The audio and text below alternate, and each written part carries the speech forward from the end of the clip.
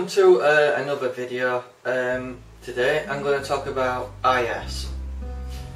Now here you see a 300mm lens, which is one of Canon's probably most popular lenses, the 300 f4. I just want to talk about IS and how important it is. IS is probably more important to me and probably a lot of people than autofocus is. At the end of the day, with autofocus you can always turn it off and use manual focus. But what you need to keep in mind is not all IS is created equally. Some have 1 stop, 2, 3 and 4. And if you don't know what a stop is, basically it's increasing the light by 4 times, or typically one movement of the stop, forward or backwards. A typical example is f4 is quite a large hole where light can come through, and 5/6 is a smaller hole, and it tends to be 4 times less light when you go to a smaller aperture like 5/6 than f4. So that's the difference between f-stops, if you've always wondered. It's basically a lot less light. And every time you go up, you're decreasing by 4 times the light. Anyway, as I was talking about IS, which is what we want to talk about, is there's various versions out there. Tamron call it VC, vibration compensation. Sigma call it OS, optical stabilisation. Canon call it IS, image stabilisation, and I believe Nikon have their own version, but since I'm a Canon guy, I'm not a Nikon fan. Sorry about that, Nikon guys. Anyway,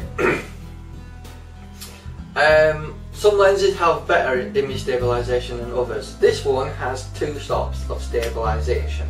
The new 100 to 400 zoom has basically the equivalent of 4 stop stabilisation, and this version Mark 1 70 to 200 has 3 stops of stabilisation.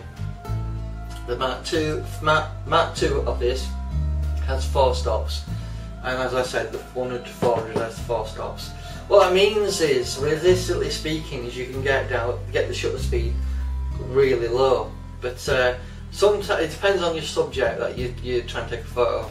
But really, if you're taking a picture of a bird flying very fast, then stabilisation might not be that useful.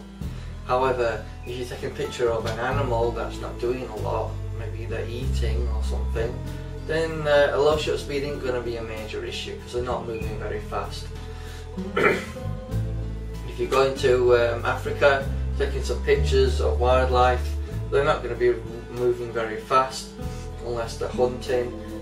So obviously in the later hours when they're snoozing and you want to take a picture of a sleeping lion or a leopard or something,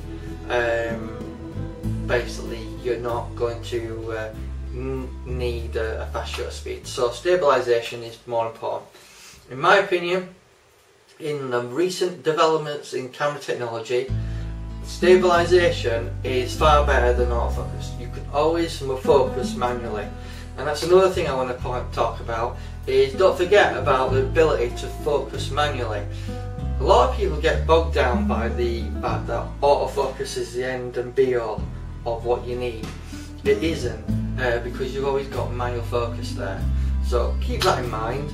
An example of that would be the Sigma 150 to 600 and the Tamron 150 to 600. People have done reviews on it saying the Sigma's autofocus isn't quite as good as the Tamron's, but at the end of the day, if you can turn off the autofocus, then they're just as good as each other, aren't they? Except one might have better image stabilisation than the other. So keep that in mind. So yes, image stabilisation is what you need to be thinking about. How good is it? How reliable is it? If it's a Canon, it's going to always be reliable because they test these things. They're built like tanks, these L lenses. But obviously the third-party manufacturers have their own version of it. So when you're looking to see which is the better lens, try and find reviews on the image stabilisation rather than the autofocus. Another thing I want to talk about is image quality. Always look into that and investigate it, research it. To me, autofocus speeds is irrelevant. Image quality and crystal and the clarity is more important, and so is the IS, the image stabilisation. So whenever you're shopping for a lens and you're considering one over the other, like I have myself, I've been in that position. In fact, at the moment I'm considering the 150-600 Sigma and the 150-600 Tamron, which is better. The consensus is the Tamron's autofocus is better than the Sigmas, but then and they also sort of suggest that the image stabilisation on the Tamron is better than the Sigmas. But then again, the Sigma is brand new and is ready for a firmware update, and you can always buy the dock and update it yourself. So basically, the question is in the air at the moment, which is the better OS, and that's what I would be bothered about. Which OS is better? If you can update the firmware through buying the dock on the Sigma, it could be a better buy than the Tamron, but the choice is yours. But like I was saying, image stabilisation is where it's at. Taking wildlife or sports, image stabilisation is definitely, especially sports in particular. If you're taking a picture of a car going round and you're trying to get the background blur, so you're using a slow shutter speed, you want the image stabilisation to be really good, and that's what you want to be looking for, image stabilisation over everything except image quality.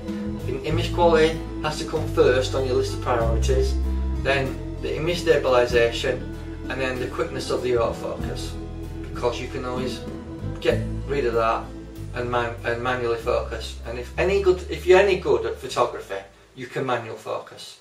You know, if you can't focus manually, you might as well give up. You know. Anyway, that's my roundup of image stabilisation.